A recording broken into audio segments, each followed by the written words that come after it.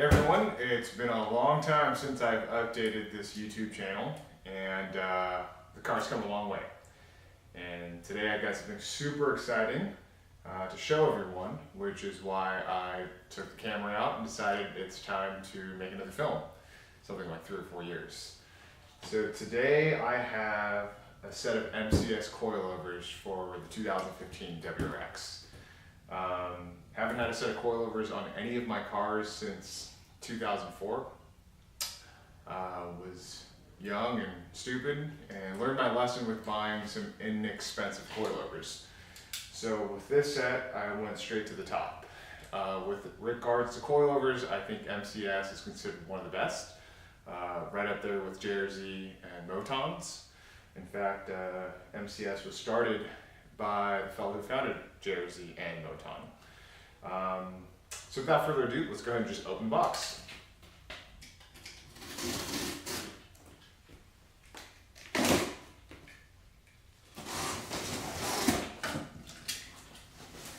So a little bit more about MCS as I am unpacking the box.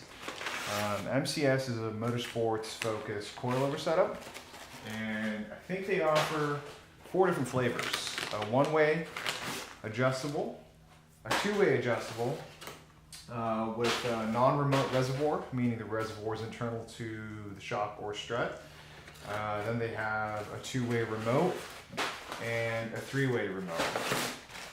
As I understand it with the MCSs, you can actually upgrade the strut or shock to the next level up. So what I went ahead and did with my set was I went with the two-way adjustable non-remote. MCSs are super expensive and I couldn't afford the two-way remote setup.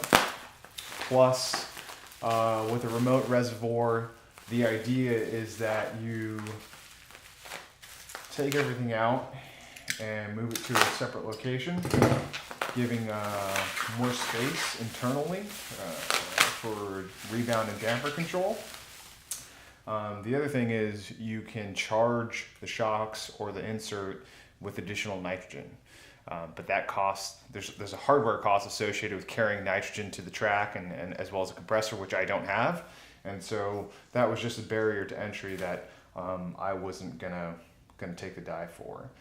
So maybe in the future, if I do get more serious, we can go ahead and send these in and get them upgraded to a two-way remote or a three-way remote.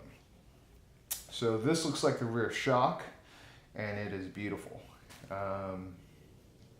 Nice and well protected. Has a sleeve, has some bubble wrapping. Let's go ahead and see what else there is here. This I think is the front strut.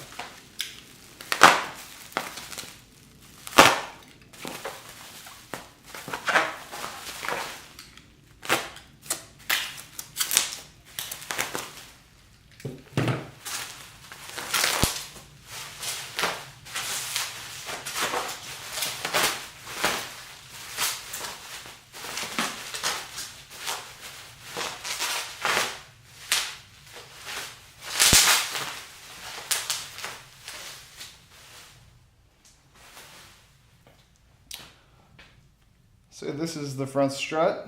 Looks amazing. Feels great. I guess the proof's in the pudding though, right? Once we get it on the car and try it out, we'll see whether or not it's worth the money. My understanding of the MCS is that there's a very wide range of adjustments that can be truly felt by the driver. So hopefully I can still daily drive the car on some super soft settings, as well as take the car to the track, stiffen it up, and set some personal best lap times. So obviously there's another strut over here, another shock over here, but there's really no reason for you guys to watch me unwrap them. They're gonna look exactly the same, right? So let's take a look at this extra box that's in here with the coilovers. It looks like we have some rear strut adapters. So I imagine these go on the bottom of the strut. They slide in, adapt the bolt that Subaru uses for this particular shock. Got some mounting hardware here. I believe these are the tools used to move the collars. You stick them in the hole and you turn them. Some lock nuts. Looks like these are some sleeves for the top mounts. And then these look like the rebound damper adjusters for the top of the struts and shocks. What else do we have? Stickers, instructions, more collars, and upper spring perches. So I think that is about it. Now we do have some other parts that I've been collecting in preparation for these particular coilovers. Let's go ahead and pull those out of the closet here real quick to take a look at them. So with MCS, you can't purchase directly from the company. You do have to work with one of their distributors. I had the pleasure of working with a fellow named Martin out of Oregon. I think it was at AR or something. Really nice guy. And he put together a package for me that included springs, top mounts, rear mounts, etc. However, I went out and just kind of piecemealed everything together myself. Not gonna lie, Martin, thank you very much for choosing the spring rates and lengths for me. I didn't figure that out myself, I just copied what you provided. Okay, so let's start with the front top mounts. These are adjustable camber and adjustable camber caster mounts from Full Spectrum Performance. A gentleman named Luke is the owner operator. Super awesome guy. Very excited to try these out. Obviously the machine work is amazing. I love the little notches for the camber adjustment here. And then also these are caster adjustable. And so you would rotate the strut in relation to the top mount. That'll give you more or less caster depending on what you want. The other really nice thing about these mounts is the upper spring perch. These actually have a Torrington bearing inside of them, which allows the upper mount to spin. That'll keep the springs from binding up when you turn. The other really nice part about these Torrington bearings is they're inside of the upper perch. So a lot of cheap, I wouldn't say cheap, but a lot of kind of low cost alternatives to that is to use like a needle bearing, which will sit on top of the spring and it'll sit between the spring and the perch. It's essentially two washers and then a center needle bearing. The problem is that's exposed to the elements and dirt and grime will eventually get up in there. You have to take everything apart and clean it.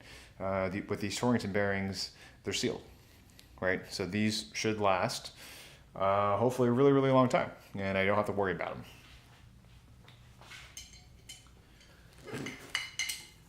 Now, Luke has gone ahead and provided me with some sleeve adapters for the top mounts.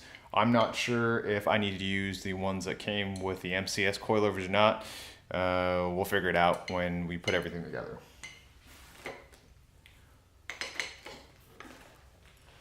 Okay, so for the rear mounts, went ahead and opted for Vorschlags. Again, these are Pillowballs just like the Full Spectrum, and they also include the upper spring radial bearing or perch.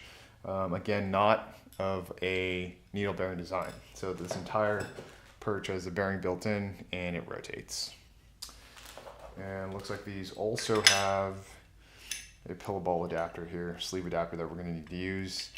Surprisingly enough, Vorshlag doesn't have this as an application for the 2015 Up WRX and STIs, but they have them for the FRS BRZs, which happen to be the exact same size. I don't know if they've updated that or not, but sometimes it's nice to make a quick phone call to confirm. All right, so there's more in the box here.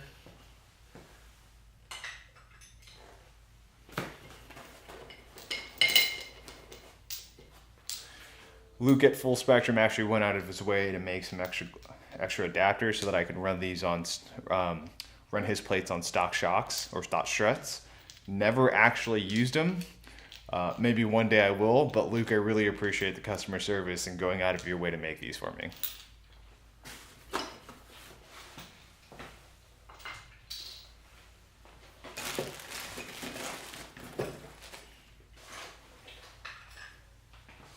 Okay, so all that's really left in this box are tender springs and mainsprings.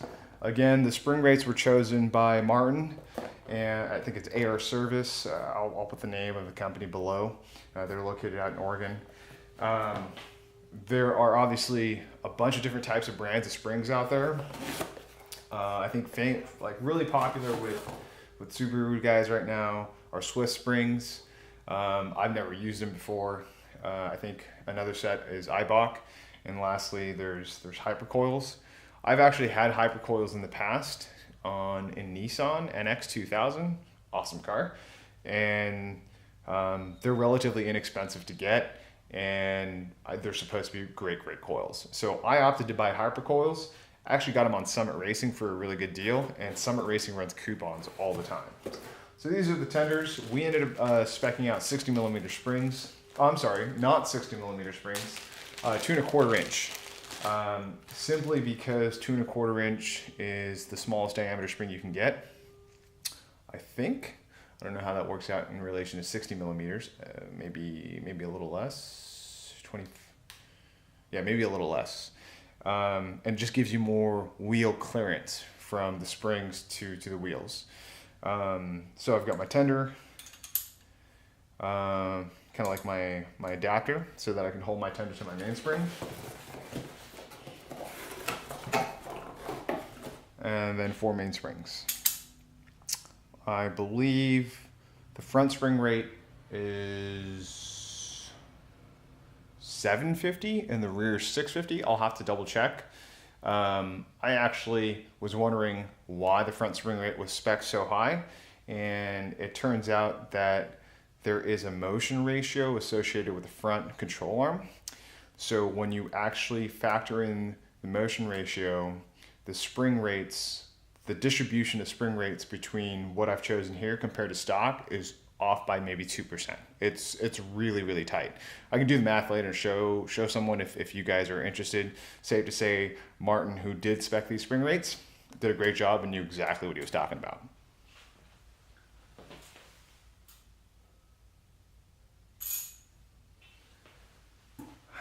Now, I don't think that there's anything left in this box to share, so I'm going to go ahead and just start assembling the coilovers.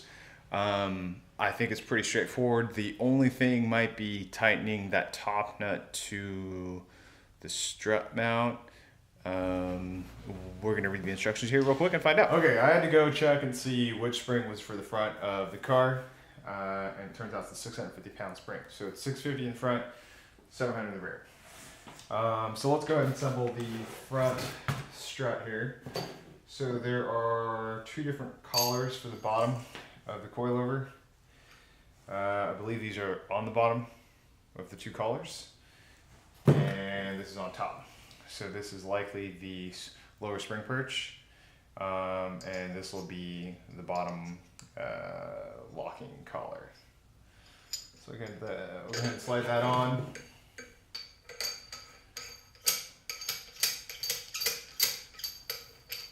Throw that down.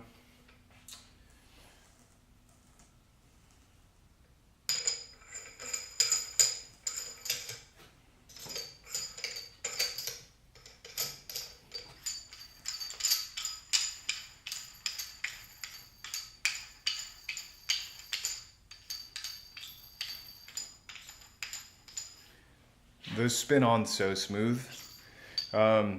With kind of more budget-oriented coilovers, these tend to not spin as well. These are nice. I'm very happy. Okay, that's probably enough.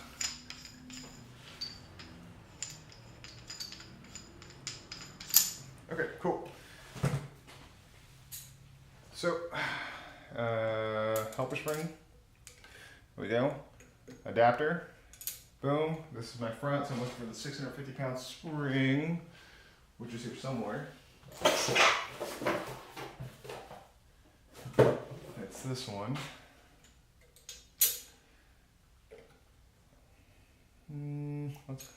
Let's turn this down a little more.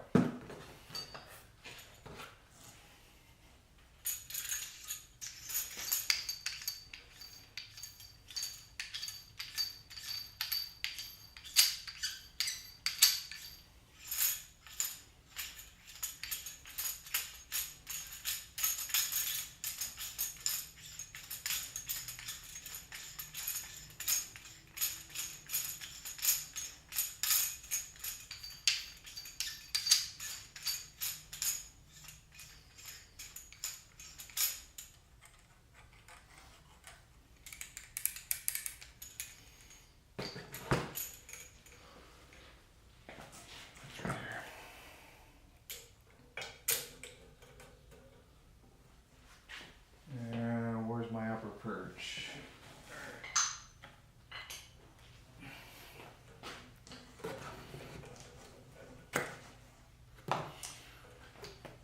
Just so you guys can see, this is the actual rebound and damper adjuster kind of pin. We will put that knob on here in a second. Oh, and it looks like this is the port for the remote reservoir. Looks like they've already done the work ahead of time, so converting this into a remote might be very, very quick.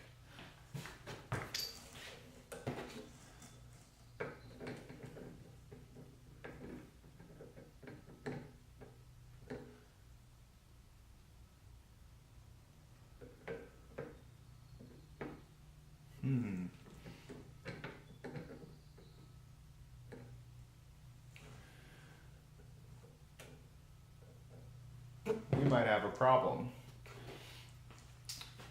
So I believe these may have been machined. Let me double check. Nope, I think I just got the perch mixed up. There we go. All right, so that is the front perch. Color here. There we go, fronts.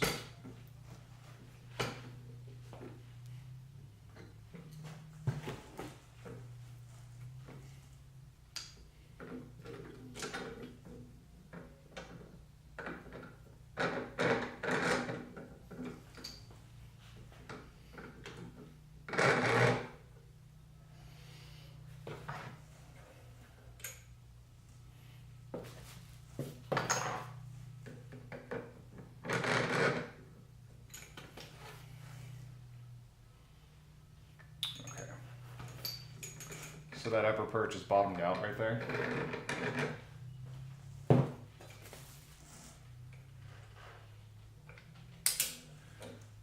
the question is whether or not I'm going to be able to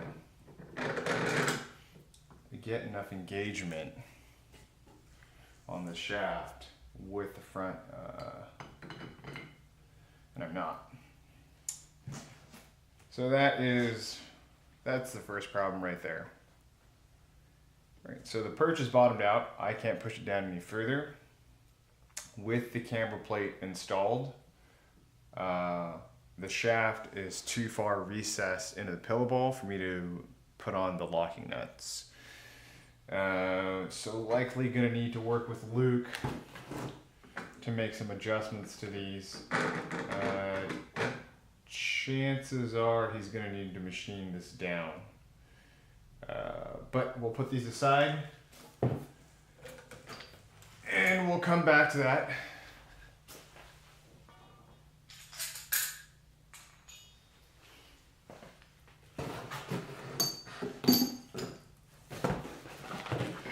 Okay, on to the rears. Collar, lower spring perch.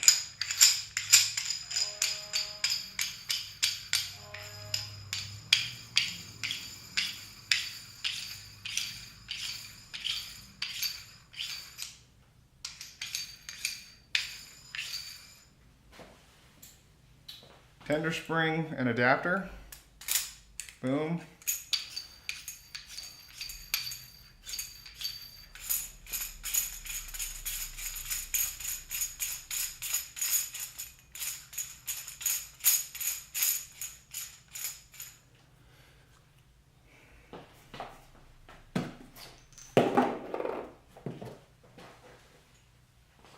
mainspring, 700 pounds.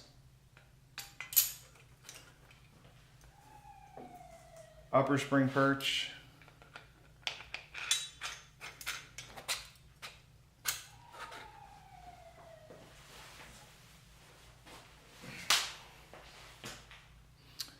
Top mount. Fits beautifully.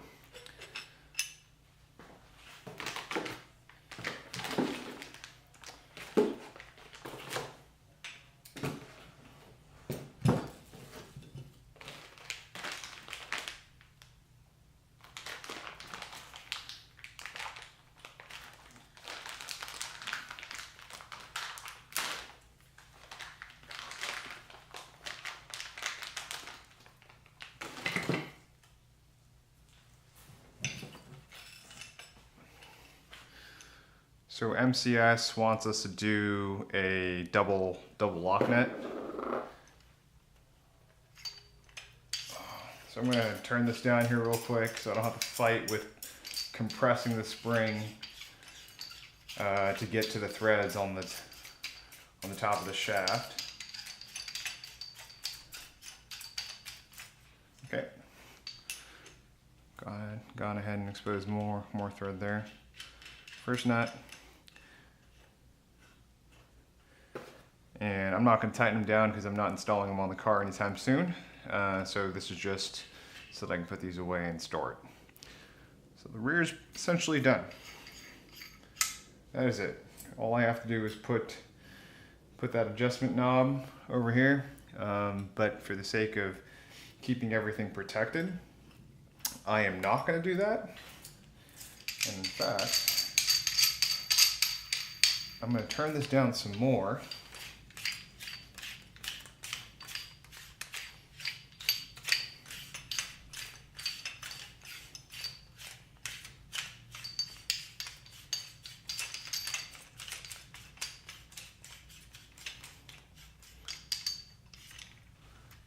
Turn down my nuts. And actually put this little sleeve back on and protect it. There we go. So that is the rear coilover. We'll set that aside and I'll go ahead and build the other one. And then probably take a look at this front perch one more time, just to see if I can figure out what's going on or if we really do need to do some machine work on it.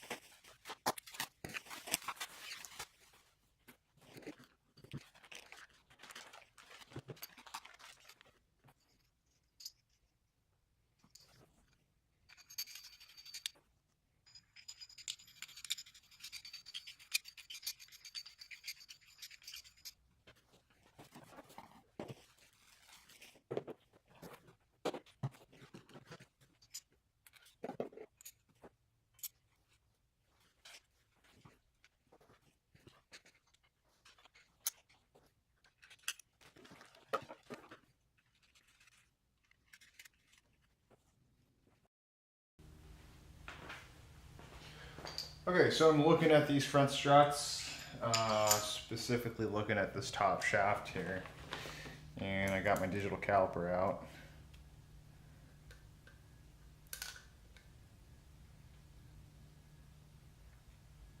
These are close to 14 millimeters is what I'm expecting to see for this top shaft.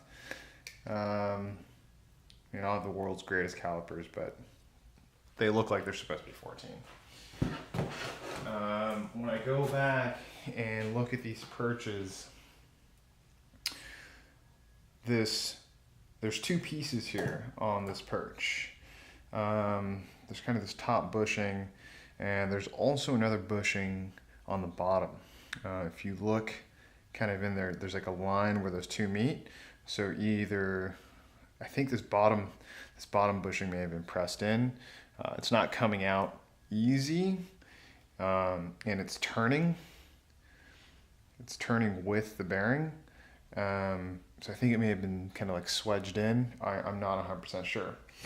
But when I go and I measure this, when I look at this top inner diameter for the top, it's 14.12. So let's just say margin of error from my shitty caliper, it's about 14. That's what I'm looking for. For the bottom, it's coming up ever so shy at 13.9, maybe a little less. Again, really bad calipers, but it's not coming up as 14 or greater than 14. Which might explain why it doesn't want to slip over this unthreaded area on the shaft. I take it back. Maybe it was loose on the inside or just ill positioned. Let's double check this one. So this one's having that same problem. I'm wondering if that bushing on the inside is just not seated correctly.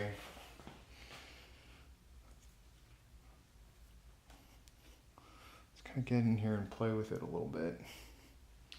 Let's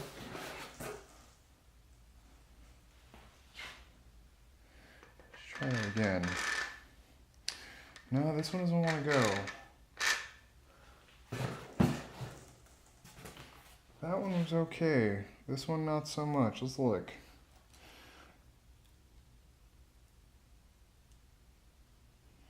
That one's coming up as 14, or just shy of 14. Well, maybe not actually.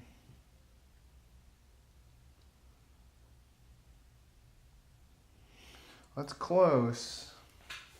I don't know if I'm gonna, I don't really want to hammer on anything. Let's see here. All right. Well, I'm just gonna go ahead and assemble this front strut, and then we're gonna screw around with the other top mount or upper perch to see what happens.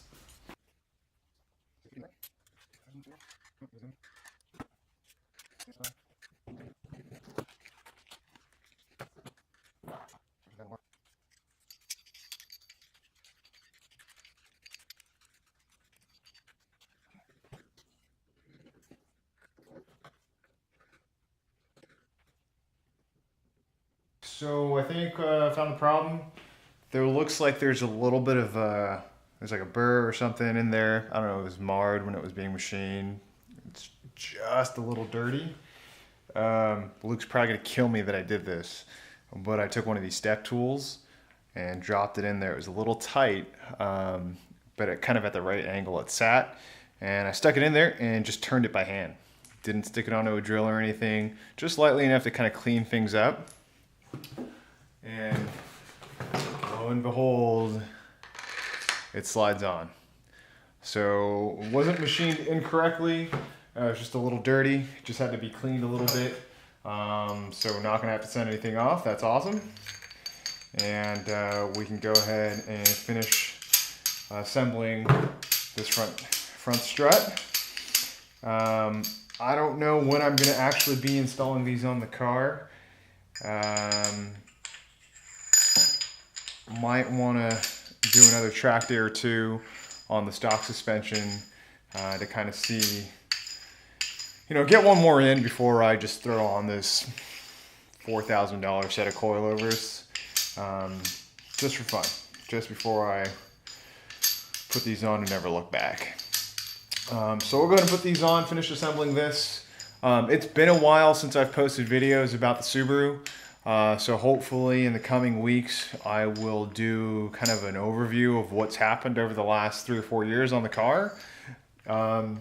If you guys have questions or comments, please go ahead and put them in the comment section below. If you like the video and it's interesting, go ahead and like it, and don't forget to subscribe. Thanks a lot for watching.